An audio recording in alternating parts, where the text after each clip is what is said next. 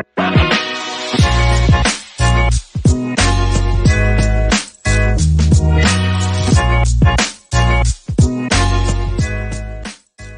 everybody. Welcome into another edition of the Mac and Reed podcast right here on the Barroom Network on Spotify, iTunes, Podbean, wherever you get your podcast. Be sure to follow the Barroom Network and be sure to check out all our past shows. We're doing a audio-only podcast today. You can follow us on Twitter at 311Mac for me and at Ross Reed for Ross, and follow us at Instagram too there if you like.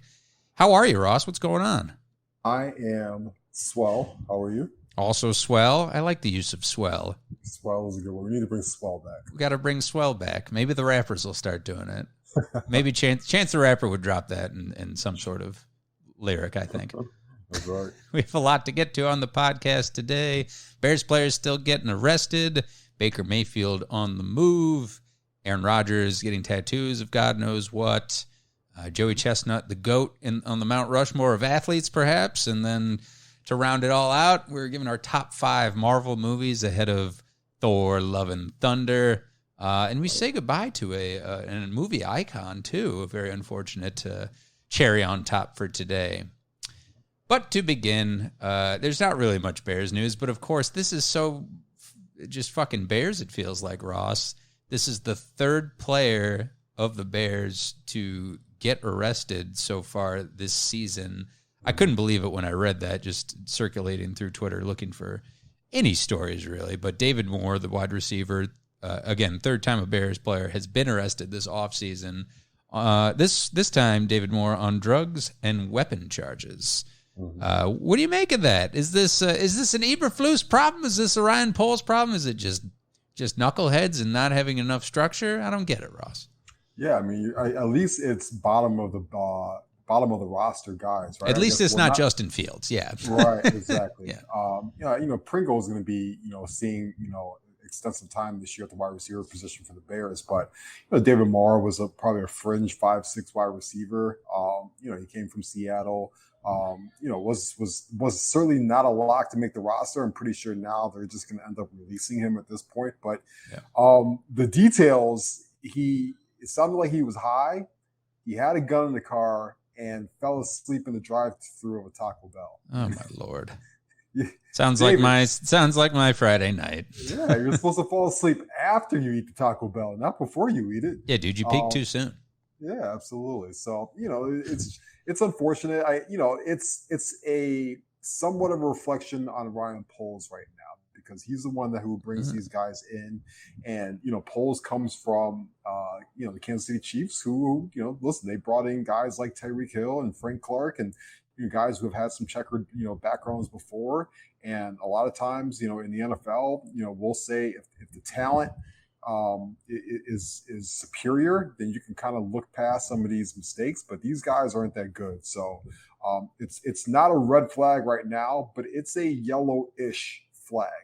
And, kind of like you said, it's important. Justin Fields doesn't get in trouble. He looks phenomenal. We see more and more pictures of him every day now. He looks jacked. He looks amazing. He's got these amazing twists in his hair right now. I saw a picture of him today with C.J. Stroud, quarterback for Ohio State, and Chad Ochocinco. They were working out together in Texas. So he looks great. As long as Justin keeps looking great, and Roquan, I saw a picture of him, shirt open on the boat. That's fine as well. Just keep the core guys out of the police blotter, and the David Moores of the world can just eventually piss off, right? You were talking about it. I'm fine with the low-level free agent signings getting in trouble like this. It's unusual, I'll say that, with not one, not two, but 3 guys. Just seems like a trend. But again, it's not any of the 22 projected starters. I couldn't give a shit. Like, David Moore, go get your rocks off at Taco Bell in Texas. And in Texas, you get a pass for that anyways, I feel like. You drive an open container, you're good there. Maybe not the marijuana or whatever. They're not so lenient about that. More so on the drinking and driving. But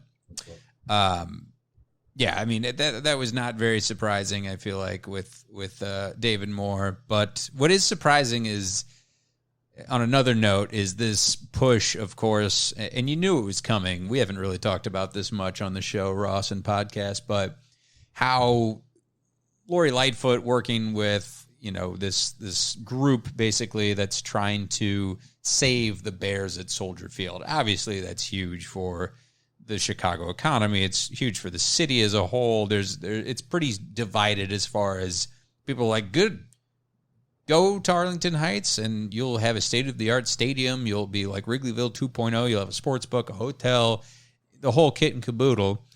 And then that's another phrase we should bring back.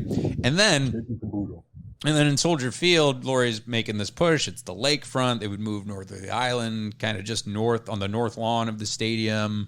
They put some sort of bridge over to Northerly Island on that east side.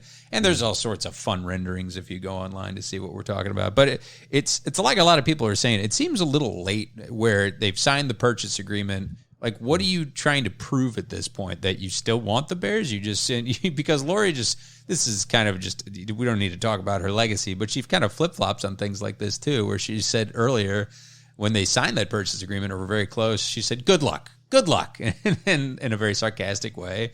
And yet here we are. Do you think there's a chance that this does anything that the Bears stay at Soldier Field in the foreseeable future? Yeah, and there's a lot of layers to this story. The first one is whatever is going on in Soldier Field with that rendering is going to happen regardless of whether the Bears are going to stay there or not. Because even still, if the Bears leave that area, that's still a hot area for concerts, right? We've got a concert this summer coming up with The Weeknd, and Kaytranada, and Snow Allegra. You'll always see those kind of huge concerts show up at a venue that can seat 60,000 people on the lakefront. Okay, absolutely. So that's one thing. The second thing is, teams like Notre Dame and other Big Ten teams that now have 30 teams now are still going to be a draw to have some of their football games at Soldier Field, especially now if the Bears are going to be leaving that area.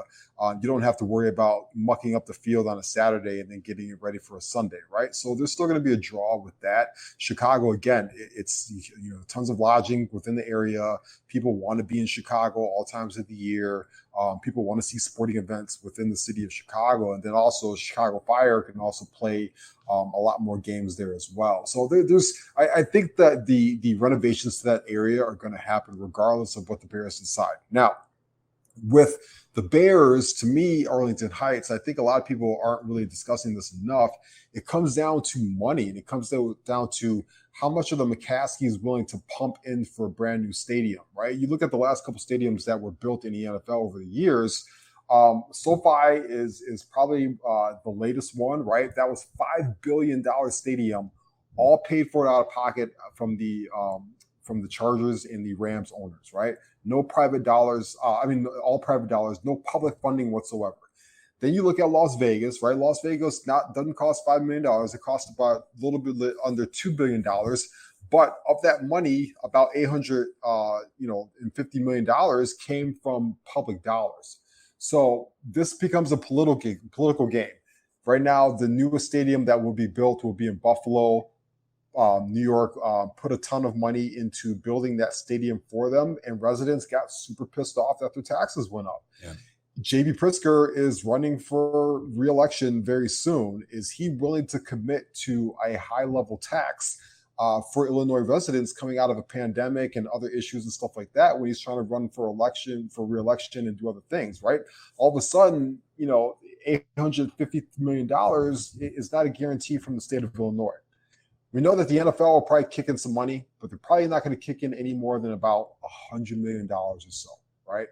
And then that means that the Bears and McCaskey's, most importantly, have to come up with the majority of that money to fund Arlington Heights. And that's where I get skeptical if that's something that they are able and willing to do. Is that family willing to cough up $700 million, for example, to build a stadium in Arlington Heights? And that's where it's like that remains to be seen, in my opinion, because if they can't get public dollars from J.B. Pritzker and Illinois, they're in deep doo-doo, in my opinion, for that stadium in Arlington Heights.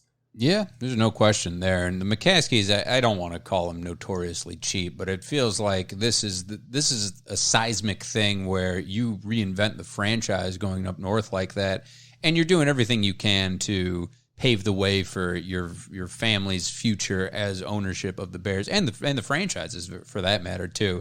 It's curious because there's a lot of moving pieces, as you mentioned, with J.B. Pritzker running for re-election, with the mayor. Who knows if Lori Lightfoot handled it differently? They may have balked at the Arlington Heights deal.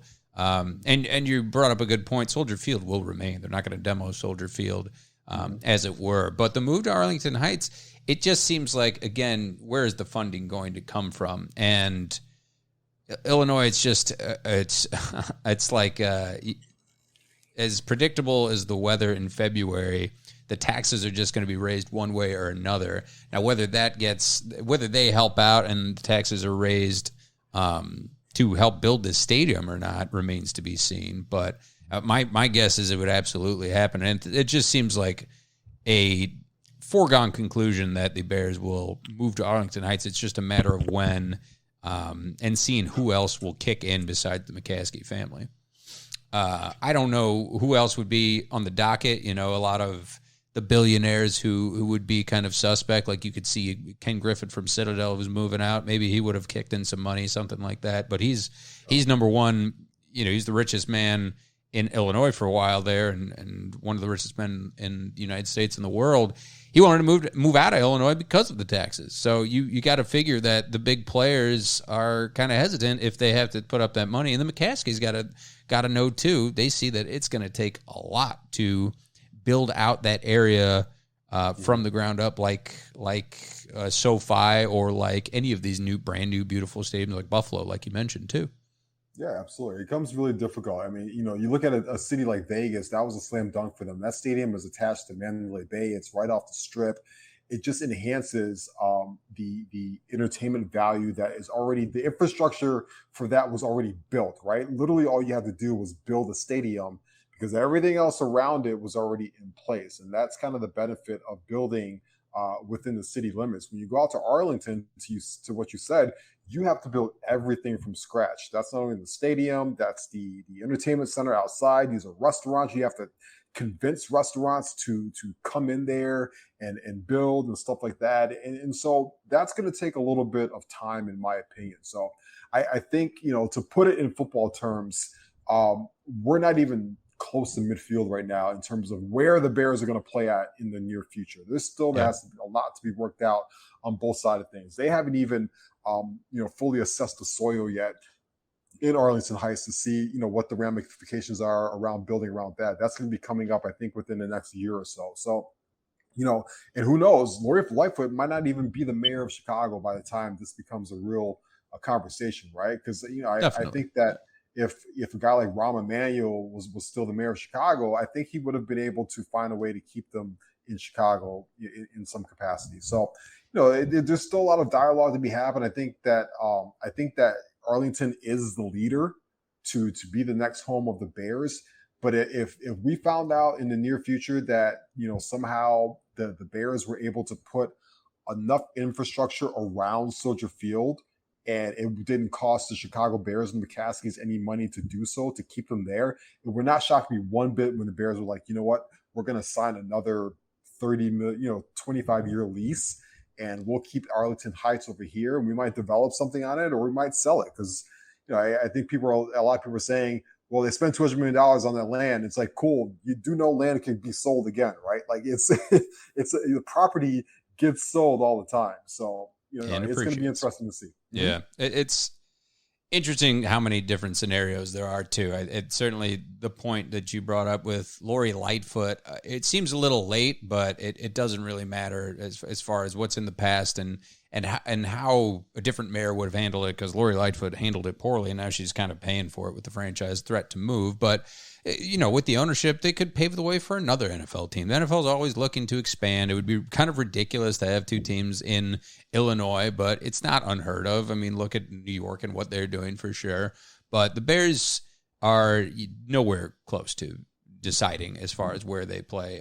They just have that purchase agreement in place, and we can have all these mockings and again, it will likely happen at some point because Soldier Field needs a little facelift around the area, and it still needs to be, that really favorite place of the lakefront. It needs to be front running there. It seems like Ryan Pace is running the Falcons just like the Bears, too, with all these Falcons players going there. There's Damiere Byrd, there's Jermaine Ifedi, Nick Kwiatkowski, Cordarrelle Patterson, Tease Tabor, Elijah Wilkinson, Eddie Goldman just signed there. And now he's got, it's Ryan Pace, Phil Emery, Dave Ragone. He's got all these coaches. I can't wait for the Bears to play the Falcons and see just this battle of sort of mediocrity. But it seems like this new Bears regime will come out on top. Yeah, absolutely. Find somebody who loves mediocre talent again as much as Ryan Pace does. And don't forget too, he was really high on Marcus Mariota coming out the draft, and there was a long-standing rumor for a long time that Pace even wanted to trade Jay Cutler, who was the Bears quarterback at the time, for Marcus Mariota. So he certainly, when he establishes his types, he will seek them out and go for them again. And to me, this when I look at that Atlanta situation, to me that only means that they're going to be significantly worse than the Bears. I think they have probably the worst roster in the league right now, and Ryan Pace looks to only be enhancing it by picking in the scraps of his former football team. Yeah, it certainly seems that way. As we shift focus, the Bears, hopefully no more Bears players get arrested, Ross. I don't know if you had any more thoughts on them, but Justin Fields and the big dog seem to be staying out of trouble. Yes, absolutely. Well, we got a couple more weeks of training camp. We just have to hurry up and get these guys there. Damn right, man. Shout out to Zach LaVine, signed that max deal, and he will be a Bull for the foreseeable future. They're still in the Kevin Durant sweepstakes. I'm just kidding. They're not getting Kevin Durant. But it's a big piece to be signed by the Bulls, and now we'll see Terry in the summer league. Hopefully he lights it up like Chet Holmgren. It's things are looking up for the Bulls. Absolutely. And I mean, listen, it was important to get Zach LaVine back in the fold. I mean, it's I think in the NBA, a lot of people forget that most superstar players really start to come into their own within that 26, 27, 28-year-old range that Zach LaVine's starting to hit right now. I think a lot of people, because they see NBA players come into the league very early, they want them to hurry up and produce right away. It just doesn't work that way. Go through the history of the league and see a lot of the superstars in the league that really have their best years, and it's kind of in that mid to late 20s range. And I think that's where Zach is hitting at right now. I think when we see a lot of deals around the league, the Jalen Brunson deal, the Bradley Beal deal, which is insane. I think Zach LaVine kind of ends up being a little bit of a bargain for the Bulls. I mean, he's a high-profile player. He's a two-time All-Star. You're in a market. You lead the league in attendance every year. That $40 million contract, especially with the salary cap going up, year after year, it's going to be a bargain. They got a new TV deal coming. There's a long-standing rumor that the league is going to have at least one more team coming in the next couple of years with Las Vegas, and they might even add two. So the owners get a huge check from that. The Bulls are going to be just fine paying Zach LaVine. It's now, what can you do with the pieces around him? I was very dissatisfied with their free agency this year. I think that obviously they were limited with the players that they were able to add on, but I was still, not too happy with it. But obviously they feel content with trying to bring the band back together from last year for the most part. But you got to hope that DeMar DeRozan and most importantly, even like a guy like Lonzo Ball can be healthy this year. But I'm excited to see Zach back for sure. Andre Drummond is one thing. I think he fills somewhat of a need, and I know Sixers fans were all for him. Nets fans, he was averaging a double-double there for a little bit. He really just fills that need that Tristan Thompson kind of didn't too, right? On a minimum too. That seems fine, but the Goran Dragic signing just was a head scratcher for me. It just seemed like a really out of left field. It did. I mean, you have so many guards on the team now, especially point guards. Now you have Lonzo Ball, which, maybe that's a signal that he's not healthy or they're concerned about that. Might be. Yeah. You've got Ayo Dosunmu. You don't want to take minutes from Ayo Dosunmu, who was awesome last year as a second-round rookie. Sure. You still have Kobe White. I mean, he's under contract for you. He's making $9 million this year. What are you going to do with him? Are you going to give him, some play, or are you going to move off him? So they've got a lot of guys at that position. I mean, Dragic is a 35-year-old, guy who averages less than one 3-pointer made a game, and doesn't really give you much on defense. And it's just like that to me was a questionable signing. And you see the rumors that Vooch really pushed for it. It's like, cool. I don't fucking need Vooch to He's not the fucking GM. Yeah, get him out of here. Not. Like, I don't need him. You needed more. You needed guys more on your wing. You needed wing defenders. You needed younger guys who can shoot 3-pointers. And there were guys out there that could have done that for you. A 35-year-old Goran Dragic doesn't really do much for me. Same thing with Andre Drummond. Andre Drummond can't really move anymore. He can get rebounds, but doesn't rim protect. He gave up over 60% field goal percentage at the rim last year. He doesn't really give you much on offense anymore. If it's not putbacks or lobs, he's just a taller Tristan Thompson to me. So, that's what those two moves in particular were very puzzling for me. There were other guys that I wanted, like a Jalen Smith with a little bit more upside. I would have took a flyer on TJ Warren, who hasn't played really since the bubble, but when that guy was on, he was a walking bucket. He was over 19 points a game, and he fit a need for you. Now he's going to Brooklyn, so it's going to be interesting to see. I still think there's another trade that needs to be made because I can't see Kobe White being in this rotation if they have Goran Dragic and Lonzo Ball and Ayo Dosunmu. So I think maybe they might look to flip him. I think like San Antonio, who's trying to tank right now, but they just traded their all-star point guard. They don't have a point guard right now. I think like a Jakob Poeltl for Kobe White deal could make a lot of sense for both sides. So, we'll see what, I think a lot of people right now in a holding pattern until Kevin Durant figures out what the hell he wants to do, or most importantly, what the Nets figure out what they want to do with Kevin Durant. Yeah, you bring up my next point, and Kevin Durant, that the sweepstakes for him just coming out just days ago saying he wanted to be traded from the Nets at this point, and people immediately, odds makers at Vegas were going nuts. The Bulls were in the top 4, but it looked like it came down to Phoenix and Miami, and then you never know who will come out of left field. Like Mark Cuban could certainly make a push of some sort, but he wants to contend now, and he said, too, I think he drew a lot of ire for this, saying he wants to play with other all-stars, and, that's not surprising for Kevin Durant. And when LeBron already, broke that glass ceiling, so to speak, and broke the mold of guys built versus bought type of thing, like, no one gives a shit anymore. It's just the league. Certain times you're going to see a more complete team, and other times you're going to see Durant play with Russell Westbrook and play with whoever else, and James Harden, see him with Kyrie and Harden. Like, it's the new thing. It's the era of the big three.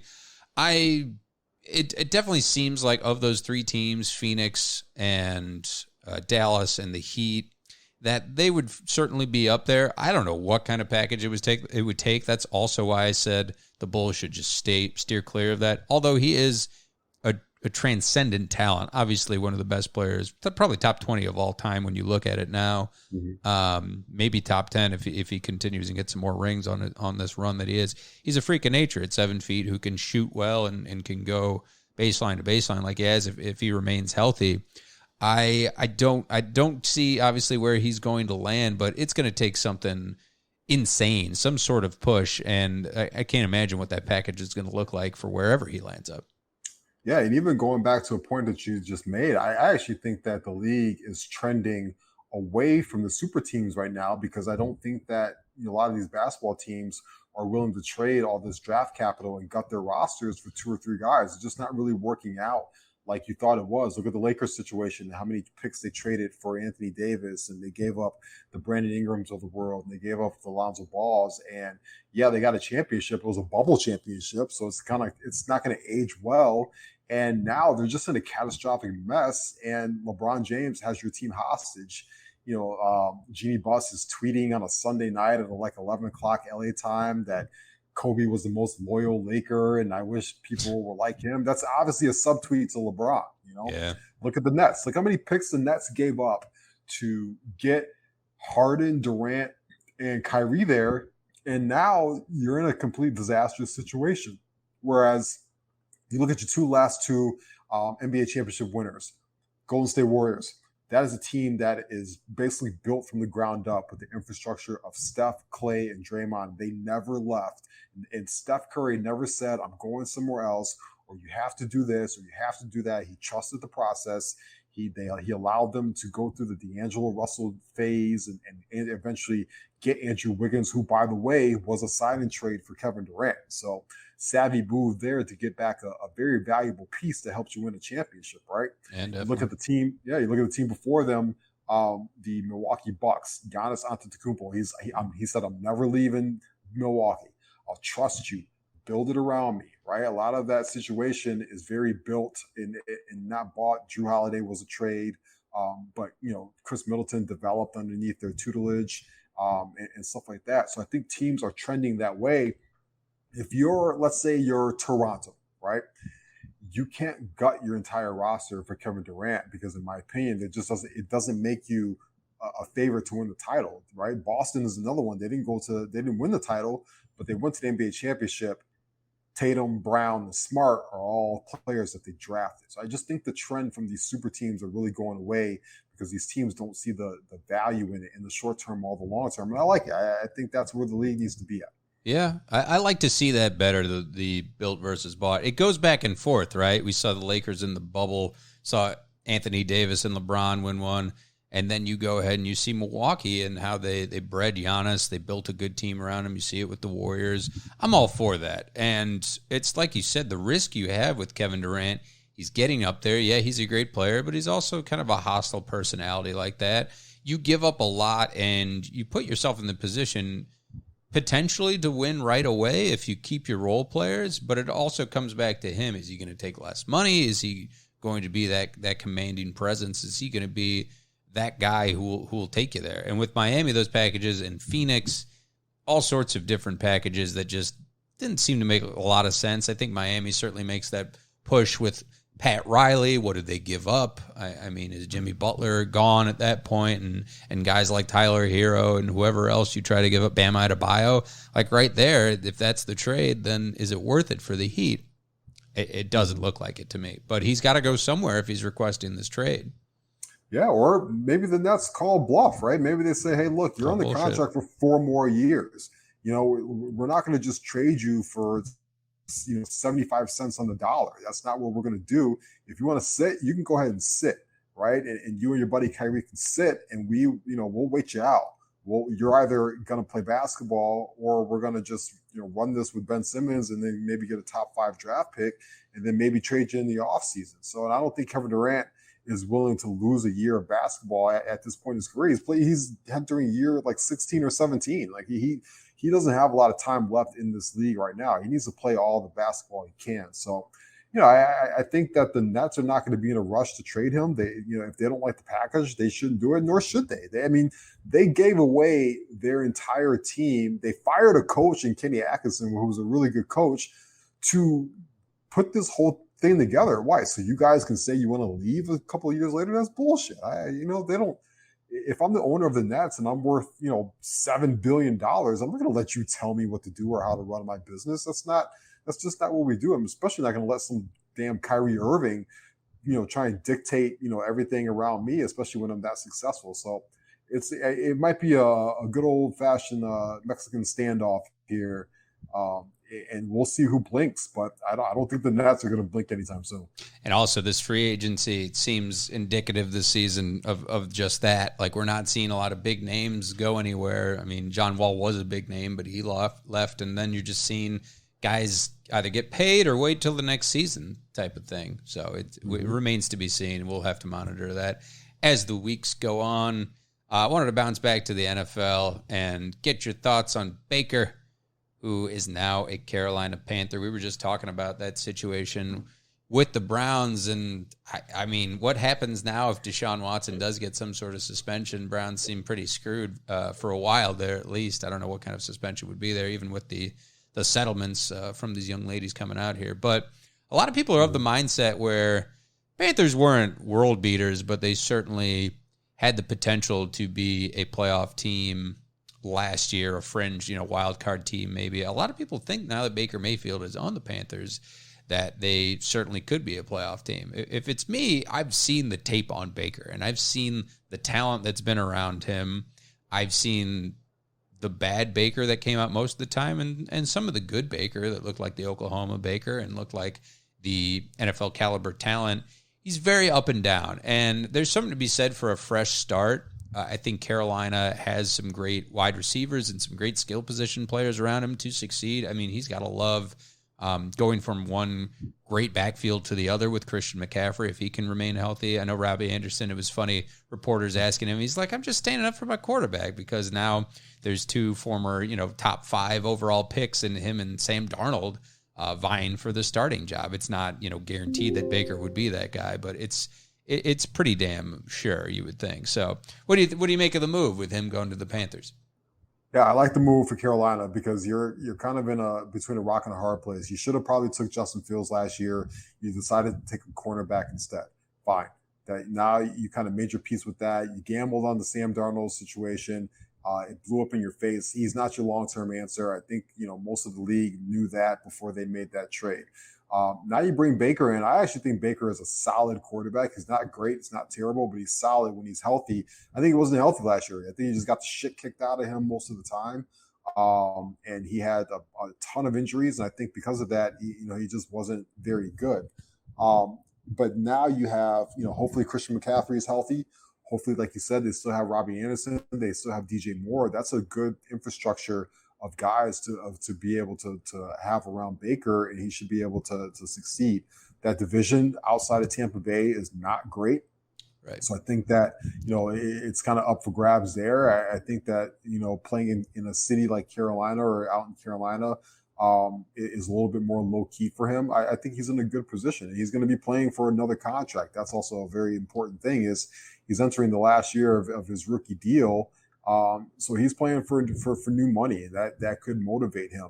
Now, to me, it's like, what happens with Jimmy Garoppolo, right? Because Carolina seems to be content with Drew Lock and whoever the other guy is. I forget the other guy. It's going to come to me later on.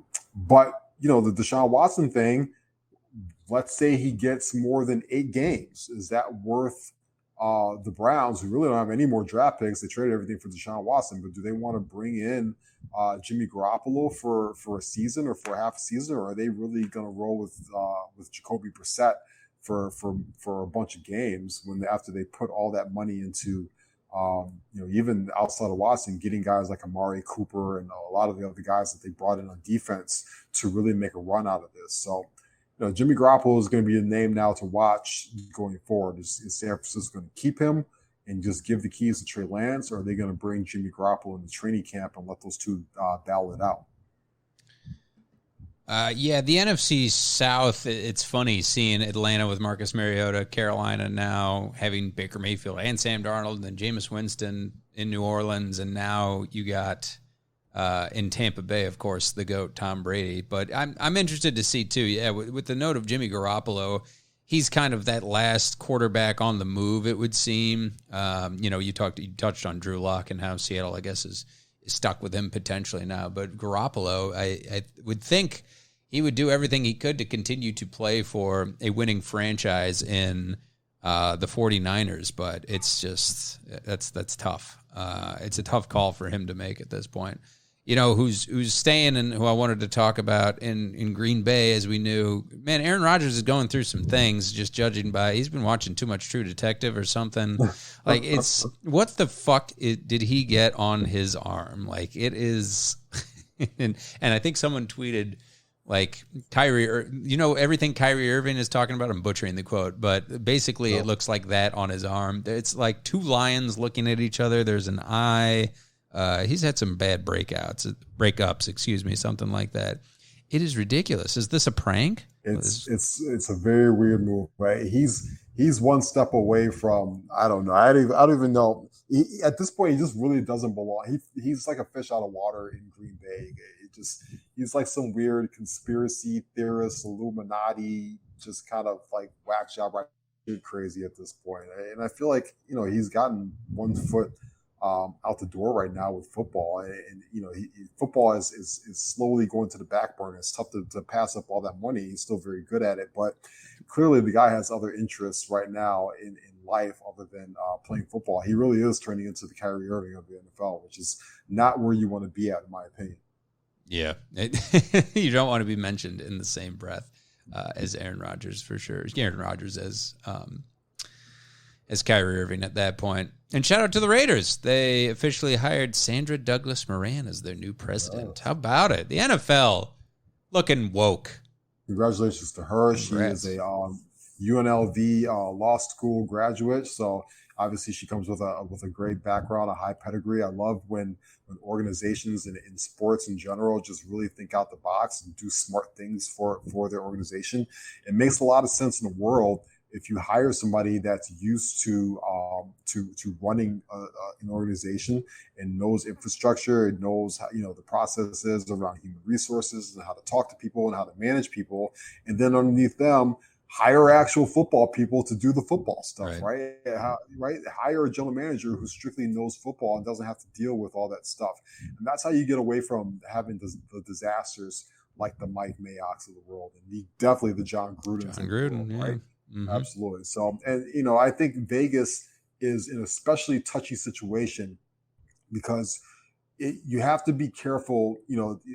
It's very different from the aforementioned Green Bay, right? When a player, especially when he's 21, 22 years old, yes, you can get in trouble anywhere, but it's a lot harder to get in trouble in Green Bay when there's not much to do, even on a Tuesday, Wednesday night or anything like that, than it is in Las Vegas. And so in my opinion, I think it takes a certain kind of person to evaluate people and recognize that you do need, a certain kind of player and coach to be able to handle what comes with spending the majority of your year in Las Vegas. You and I have both been to Las Vegas a lot, and it's just exhausting, with as much as goes on there and the temptations and stuff like that, just being there for 48 hours. And now factor in being young and rich and successful and good looking and having to live there. So it definitely takes a certain kind of personality to live in that city. And I think when you hire somebody like her, who is from the city, but brings a different background to things, that you're definitely doing it right. And they're looking for a change because last year was a disaster for them off the field. Right. The DUIs, the Henry Ruggs thing, the John Gruden thing is just a huge disaster. But they're super talented, man. They've got a roster, top to bottom, is one of my favorites in the league. I actually, we'll talk about predictions weeks from now, but I don't be surprised if they win that very competitive AFC West. I think they can do it. Yeah, they absolutely could do it. And Morgan seems like she's a badass lady. She was the first woman of color and first person of color to chair the Nevada Gaming Control Board.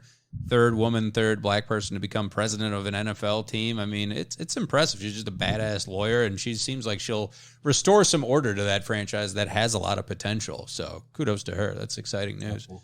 And progressive. Good for the league. Yes. That's what we need to see. Are you hot on your White Sox right now? It's baseball season, Ross, and I feel like besides Tony La Russa, if they remain healthy, they got a shot at the division. It's Eloy Jimenez coming back. They got some potential, my man. Yeah, absolutely. Listen, I mean, I'm waiting for them to go on a run. Just dropped 2 out of 3 to the Twins. They are now 1-8 or 2-8, I believe, or 2-9 in the division right now, or even against the I think it's something like against the Twins and the Guardians, something like that. It's not good in the division. And, that's where you have to be good at if you want to be successful, because these are the teams you're going to play the most. They're also well under 500 at home. They're actually got to start heating up at some point, and they've got to start clicking on all cylinders. I hate watching these games. And one night it's like Dylan Cease is thrown for 7 innings and has like shutout, just up and down team. So hopefully with the Tigers coming in town this weekend, it will be really nice if they can get a sweep and really come out of this above 500 and say, all right. Give me the Cliff Notes. I'm just kidding. I'm up on the White Sox, though. I mean, more so than the Cubs at this point. You were mentioning you cut out for a majority of that, but you mentioned their record at home. And seriously, if you're getting it right after the All-Star break, there's something to be said for it. I think getting healthy is so huge, obviously. And if you can get past just the wide array of, I don't know, shortcomings that La Russa has, then future's looking up for him. We know what this team did last year and what they could do this year as well. Yeah, they just have to be more consistent. They got to go on a run. I hate the manager, but that's an entire other story. But at some point, the players have to look themselves in the mirror and say, we've got to play better and we've got to be more consistent as baseball players as well. All right, Ross. There's a lot been going on. First of all, I was busy enjoying the weather and drinking and carrying on while Joey Chestnut went nuts, eating 63 hot dogs, winning his 15th, what do they call it, the mustard trophy? Something like that. Mm-hmm. Mm-hmm. And also putting a protester in a chokehold while eating a hot dog. That was weird. What an impressive specimen. First of all, where's he rank on the all-time athletes? And second of all, how many hot dogs can you eat in 5 minutes? Oh my goodness. First time, I don't think Joey Chestnut is an athlete. I'm sorry. I can't subscribe to this whole eating hot dogs thing makes you an athlete. I find the whole thing just disgusting and grotesque. Obviously, there's nothing more American than just shoveling just trans fat and cased food down your throat for 45 minutes or however long they do this for. How many hot dogs can I eat? That is a good question. I could probably get in the area because they use the bun too. But I couldn't eat it like they eat it. They wet the bun. Hot dog bun and wet bun. Oh, that's disgusting. It's foul. So I would say I can go a solid. So you're going dry bun. Going dry bun. Just hot dog in the bun and put some mustard on it. I don't need anything else because that's just going to fill me up even putting more. Condiments on it. And I can say I would go 5 hot dogs. 5 in 5 minutes? Yes. Yeah, any more and you're looking to take off 30 years of your life, right? How many years is he taking off? Good God. His colon and his insides just have to look like just absolute bad shape. Just full of, it's just lined with Nathan's now. It's not a normal stomach. Oh, he probably doesn't shit for 6 days afterwards. I wouldn't think so, no. But the way they train is certainly much like an athlete. We gotta say our RIPs to James Caan. Very upsetting news today. Dead at 82, and just a fantastic career. It's different than Ray Liotta. It sucks to lose them both in 1 year. Ray Liotta, super young, and had that sort of fishy death and gone too soon type of thing. James Caan lived a really good life. 82 is still, I don't know. It's about his time, whatever. But what a career for him. We think about his big roles, and there was Sonny Corleone and playing Brian Piccolo, going back to the Bears, just one of the best roles, like a true tearjerker.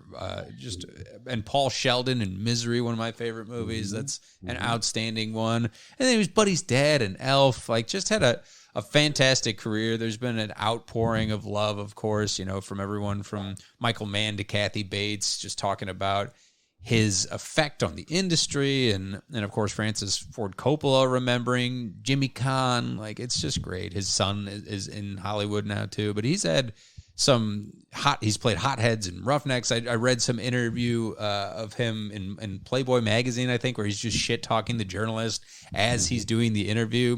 Just a great fiery personality and such an awesome character actor. It really a fantastic career to hang his hat on, and quite the journey.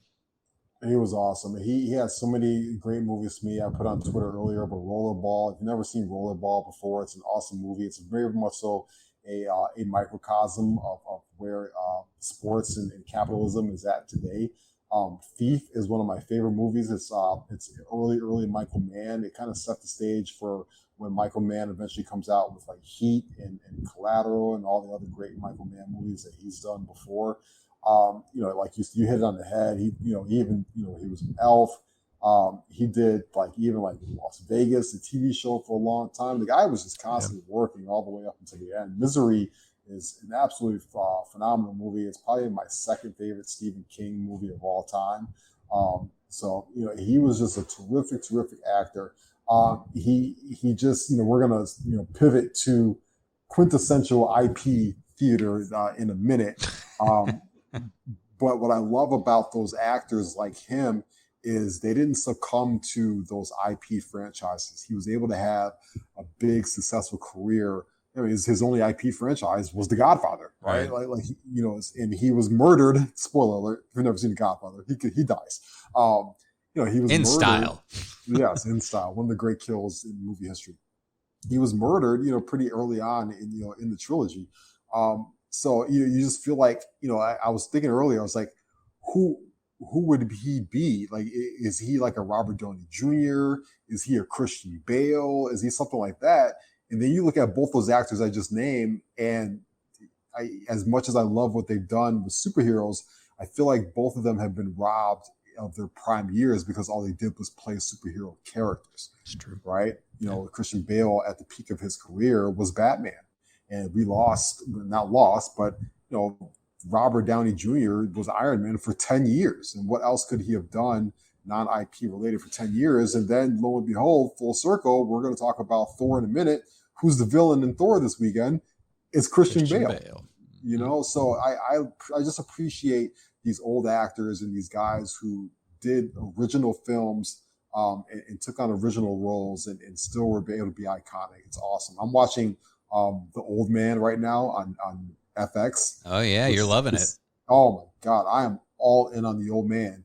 And Jeff Bridges is another one, right? Jeff Bridges is 72 years old, and he has an Oscar on his shelf, and he's been in The Big Lebowski, and he's played all these iconic roles, and now he's on a unique non-IP TV show where he very could have been in Star Wars, like Ewan McGregor or something like that. And I just love when those guys do that shit, man. I love it. And I'm always going to appreciate those actors a whole lot more that they didn't succumb to the IP nonsense. You just get more freedom that way. It's as you mentioned, Robert Downey Jr.'s life was run by Marvel for 10 years and probably had to pass on so many projects. He'd sprinkled in like a Sherlock Holmes here and there, but you miss out on a lot of roles. And that's a reinvention. Robert Downey Jr. had been around for some time, and he wanted to get paid and get some more clout behind his name, I feel like, to an extent. But yeah, it's James Caan is one of those of a dying breed, right? And now, you talked about Jeff Bridges, who is just fucking incredible. He overcame, COVID really knocking him out, and had a bout with cancer I was just reading about. And he was at death's door, basically. But, I feel like the big guy just said it wasn't his time, and his resilience. And now he's in this really heralded show that you were talking about, The Old Man. Just kudos to him there. He's still kicking Absolutely. At this point. If you haven't watched The Old Man, please watch it. It's on FX right now. The first 4 episodes are out. Episode 5 will be tomorrow. It also has John Lithgow in it, who is completely awesome. John Lithgow from from what's the show? 30 Rock, 30 Third Rock from the Sun. Third Rock from the Sun. Thank you. Was also the dad in Dexter. John Lithgow is just an absolutely extraordinary actor as well. The two of them are just throwing 98 miles an hour throughout the whole show, and I'm all in on it. Yeah, John Lithgow is another one who's fantastic. All right, we're wrapping up the podcast in honor of Thor, Love and Thunder. We're talking about our top 5 Marvel movies. Ooh, shout out to Natalie Portman and her guns, man. Just getting jacked for her Lady Thor role. So the top 5, and man, the ones that didn't make the list, it is a long one. It's tough, and I think that Captain America had some great ones in there. You think about Shang-Chi, that was a great one most recently. There's something to be said about the Doctor Strange franchise too, and how they're going right now. Guardians of the Galaxy didn't quite make it to the top 5 for me. Black Panther didn't make it to the top 5. But yeah, it's a tough call, right? It was a tough call. Thor Ragnarok to me was awesome. It's not in my top 5. I also appreciate Spider-Man Homecoming. I like how they put they kind of put a younger twist on it, taking it back to the kids. We talked about Downey a minute ago, but where would all these movies be if he doesn't put Iron Man on his back and do Iron Man 1 and 2, which I think are really good. 3 is a little sketchy, but those first 2 films are really cool. I even enjoy the first Ant-Man movie a lot. I think that's a super underrated Marvel movie. I think Paul Rudd is very funny in that movie as well. But obviously this has been a run now for over 2 decades. Kevin Feige at the helm of Marvel Studios. They're cranking out TV shows now. They're 2 main stars in Chris Evans and Downey Jr. have left to go on to other things, and they're kind of putting it in the hands now of a Dr. Stephen Strange and Thor as the 2 guys that kind of take the mantle from those past two guys and bring it into the next level. I think eventually we'll get to outer space with this franchise, and we'll see guys like Doctor Doom and Kang the Conqueror, who was teased in the Loki show. Spoiler alert again. Those are going to be your next really big villains to pop up since we've lost Thanos. And we also get a new Black Panther film coming out very soon as well. Yeah, you certainly do. And starting out with the top 5, talking about that Thor franchise, and now they're kind of coupled with the Guardians of the Galaxy. But number 5 for me is Thor Ragnarok. I think Taika Waititi is such a good director, and the action was well put together. The way these melding storylines is really enjoyable for me.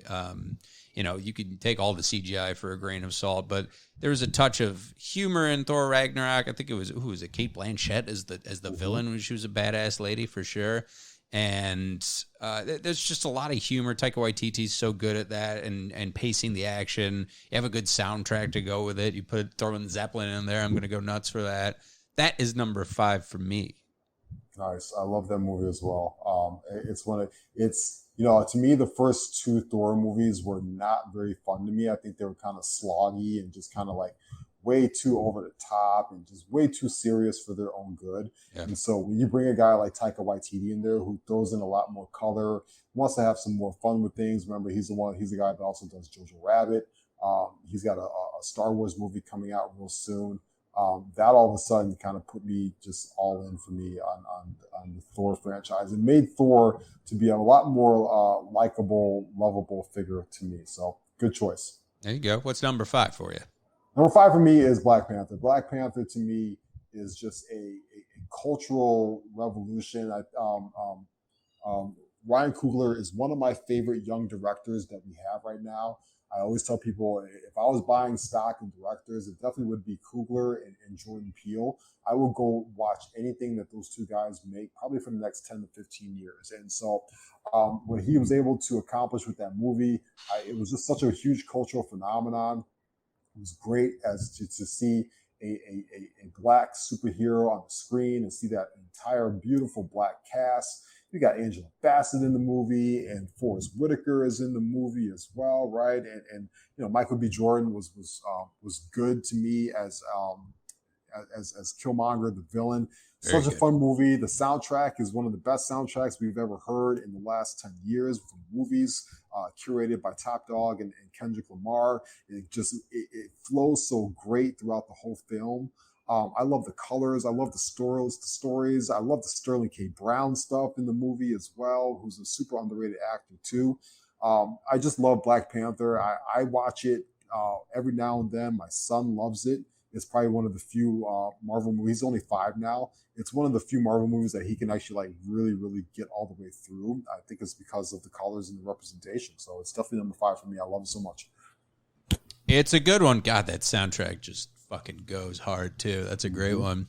Number 4 for me is the original, the one that started it all off, the Iron Man, the first Iron Man, that is. And that was the introduction to Robert Downey and how I couldn't picture anybody else to play Iron Man as well as Robert Downey Jr. did. And talking about Jeff Bridges comes back full circle, man.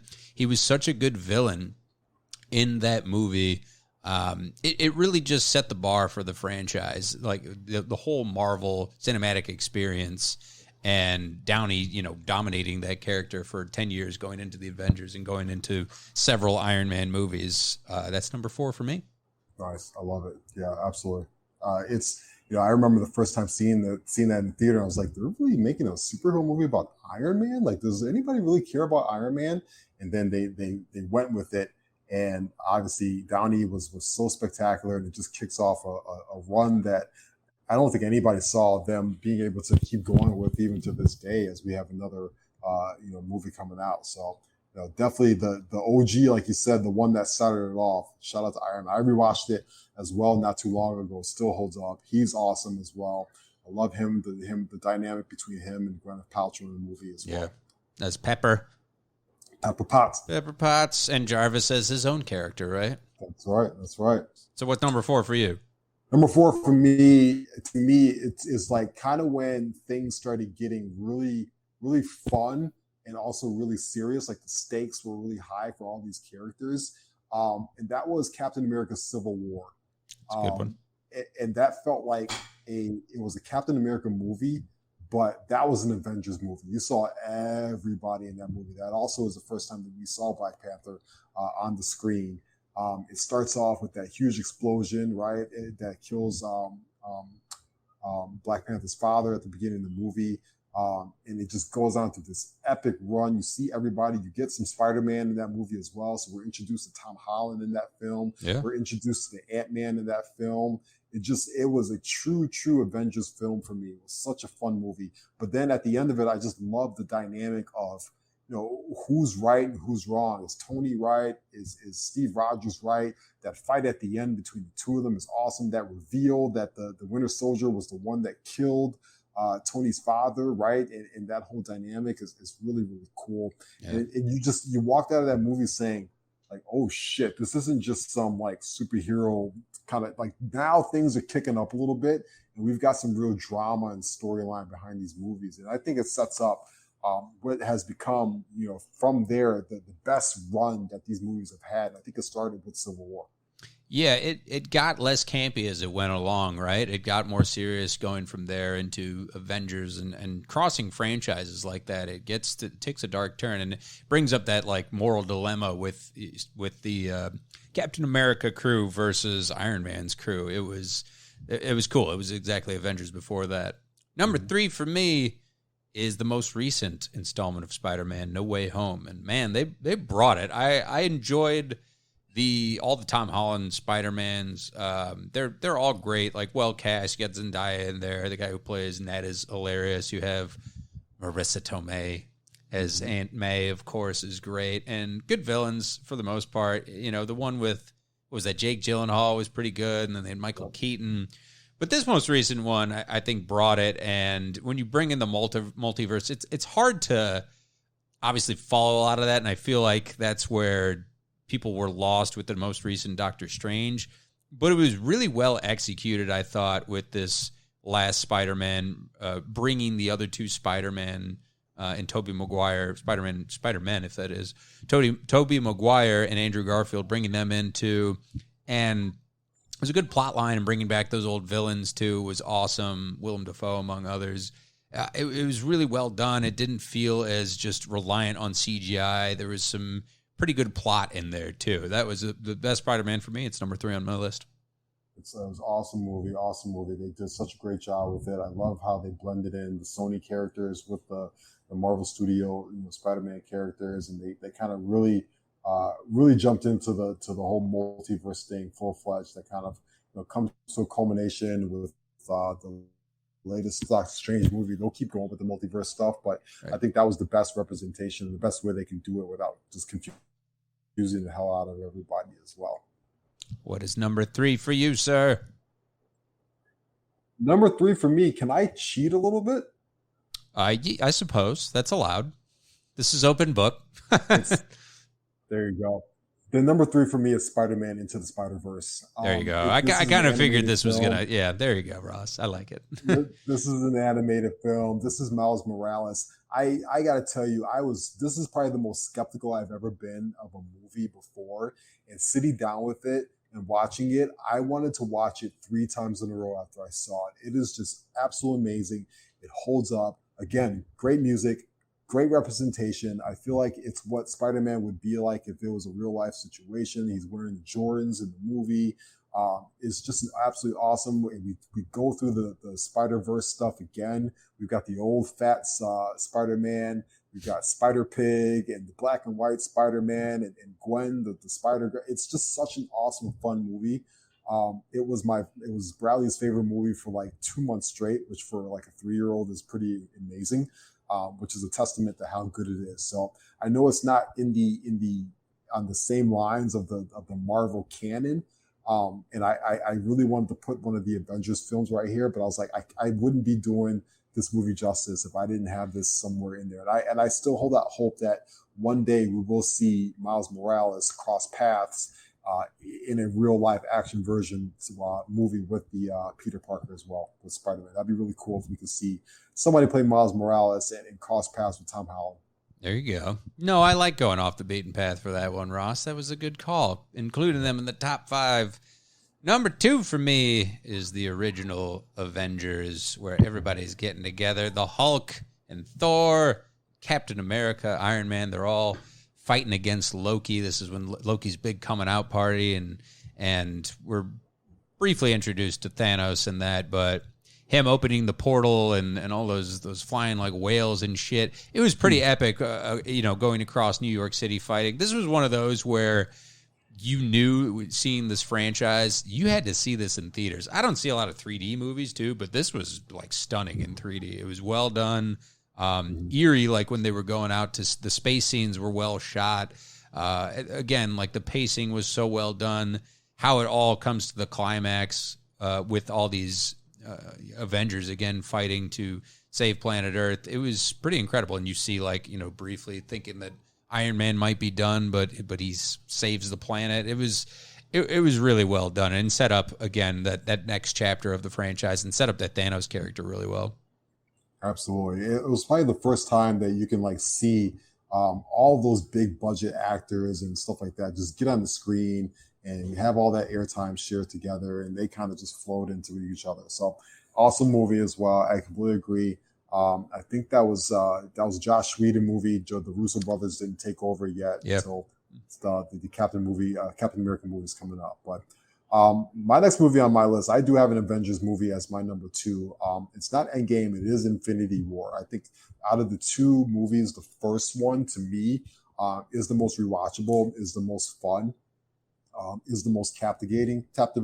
Again, I like those movies where they've got a little bit of a conflict and they don't necessarily end with all the feels and all of the all the good stuff that you want. I think it's absolutely awesome. I love the performances in the movie. I love kind of like Thanos to me is a top 5, obviously superhero villain of all time. And I just love how his following his trek to get the stones and how they're trying to stop him, but also just trying to get the band back together. I love a good band back together movie. And so I love that movie so much. And it just, I remember at the end of it, everybody was in complete and utter silence in the movie theater. And Jaws just dropped and was like, fuck, we got to wait like another 2 years to see how this thing ends, right? It was just one of the biggest cliffhangers of our lifetime in a movie. Yeah, for me too, that's a good choice, Ross. And number 1 for me is Infinity War for that reason, amongst others, and that introduction of that Thanos character. And it almost felt like cheapening him in Endgame, like the way it had to end for him after a point. But that was, also, the way that these villains are set up in the Marvel universe. You talk about Killmonger, you talk about Thanos, and Gore the God Butcher will probably be a great one in that upper echelon too.